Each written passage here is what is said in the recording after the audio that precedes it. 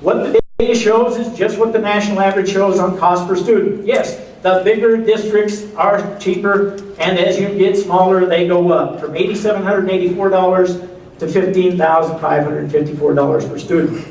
But now let's step back and look at the real number. Cost per graduate. The cost per graduate is greatest, is the smallest, the most efficient, the smartest way to use our money is in districts of 1,500 to 4,000 students. The cost of a student is $149,365 per year to graduate that student. The large district is $154,531, more than $5,000 a student more to educate and get a diploma to a student. The districts 500 to 1,500 are still cheaper than the large districts. Only the very small districts greater than 500, less than 500 students cost more. You get your U-shape that all studies show throughout the nation. Now let's look at the cost on our 4 districts in New Mexico, or San Juan County. The cheapest is Aztec Municipal Schools, $131,195 per graduate. The most expensive school, Central Consolidated School District, $183,675 per graduate. 40% more than the cost of a graduate at Aztec is what it's costing. And those are state dollars going down the drain. What is the cost of a high school dropout? Each cohort of dropouts in the 15 largest school district in Maine cost the state $260 million over their lifetime. In California, each cohort of dropouts cost the state $46 billion. In New Mexico, we estimate the cost of the 2011 cohort will be $522 million to the state of New Mexico. And that's only assuming that they cost us $60,000 over their lifetime. Most because of government services, lack of revenue, because what's bigger than that also is earning income. They don't pay taxes. All those different costs between those who have a diploma and don't. Cost. On your own website, it shows that it's $10,000 more a year a student makes who has a diploma versus a student who does not have a diploma. Employment earnings data on your website. In 2010, the unemployment rate for dropouts was almost 15%. For those having earned the diploma, it was about 10%, and for college graduates, it was 5%. And then that $10,000 difference between a graduate and a non-graduate. Is creation of the Kirtland School District in the best interest of the students in both districts? Yes. Financially, it is smarter to have fewer districts who involve their students, graduate their students, and move their students on to college. ACT scores show higher. Enrollment and graduation shows higher. Standardized test performance shows higher. Everything shows higher in a small, and when you figure the real cost per student, which is the cost per graduate, those districts are much more efficient than our large, bulky districts. CCSD's response is aggregate administrative costs will at least double, as there will be 2 new school districts, not 1.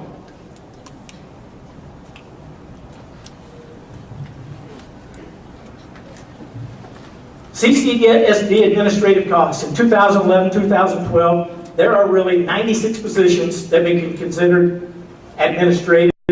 Salary and benefits with a 30% load come to $5.7 million, or a cost per student on the 120-day count of $941 per student. Now, where do we get those administrative people? Simply taking the phone list for the Central Administrative Office, running down the list, putting each title, each name, and the salary for that individual. The true cost isn't just the directors or even the coordinators. It is everyone who staffs your central office who is not in the schools. They are making a few changes. We don't know all of them yet. We do know they've made a few. They're down to 92 positions. That should cut that cost to $5.5 million, or $902 per student. And I will point out that in the $5.7 million, those do not include any costs for Grady Jefferson, Byron Manning, Jeff Hunt, Alicia Libery, or any payouts the district has done. With that, that goes over $6 million for the year. The Kirtland administrative costs in the proposed budget, which we have in our documentation for you, a full, complete budget that could go to the Budget and Analysis Bureau tomorrow and be passed. There are 28 positions. Salary and benefits equal basically $2 million. The cost per student is $684 a student. Savings over the pro rata share of CCSD's $2,000, the lower administrative cost. The Kirtland School District would have 47.7% of the students. If we took 47.7% of the current costs on administration, compared them against what we say our budget would be, the savings would be $650,000 over what is currently being saved. Cost per savings per student, $218 per student. I'm going to give you a 4-district comparison. CCSD in 2012 and 2013, the proposed Kirtland School District budget, and Aztec and Bloomfield. There are 6,109 students on the 120-day count for CCSD. If the split were to occur, 2,902 of those would go to the Kirtland School District. Aztec had 3,139, Bloomfield 2,972. The FTE of administrative costs are 96, then 92. Kirtland is 28, Aztec is 20, Bloomfield is 28. The cost per student is $902 potentially next year for Central. It's $421 at Aztec. It's $572 in Bloomfield. Well, an interesting thing, if you combine Aztec and Bloomfield, put their membership together, they have exactly 2 students more than Central has. So, you can't get much closer to comparison. And if we take their total admin costs with 2 superintendents, 2 finance directors, everything that they have in their admin, they spend $2.5 million less on administrative costs than Central Schools does. $408 per student. Again, is the creation of the Kirtland School District in the best interest of the students in both districts and in the state? Yes. 2 districts do operate cheaper in this county with the exact same number of students than 1 district does. Kirtland School District budget. We've created an entire budget. That includes breakdown of estimated students next year. That data you will have. What the teacher requirement breakdown, you have the breakdown so that you can see that it actually calculates according to state standards of how many teachers that needs in the elementary and secondary areas. It has special education. It has all the related service providers, all the custodians. Every position that currently exists has been budgeted and built. The total program units would come to 5,868 units. That, with the current unit value, would give a program cost of $21.5 million. We'll take out the credits of what our estimated impact to $8 would be. Again, you have that breakdown in your data. Would be an SEG of $18.7 million. And as a point of reference, the Kirtland attendance area has a very experienced and educated teaching staff. The current CCSD T&E is 1.134. With the current staff that exists in the schools today, if they were there in October of next year, the T&E index of Kirtland School District will be 1.182. Summary budget of the 11,000 and 25147 budget, impact aid in education, which again is in your packet to be able to look through.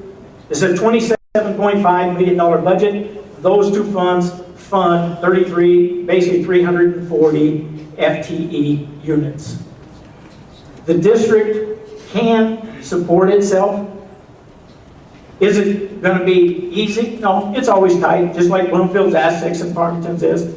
But I had about $1.4 million of cash balance to build into the budget after fully 100% staffing. It can be done. The district is cheaper economically. It brings the parents into involvement. One of the other little pieces of study that we have, interesting thing, simply decreasing the land size of the district by 200 square miles shows to increase graduation rates by 1.5%. Not only the size of the number of students, but when you reduce the size of the area this district has to cover, all the studies on the consolidation and deconsolidation districts show you gain there as well. That will provide, that and gives me just about 10 minutes of my time. So we'll stop there.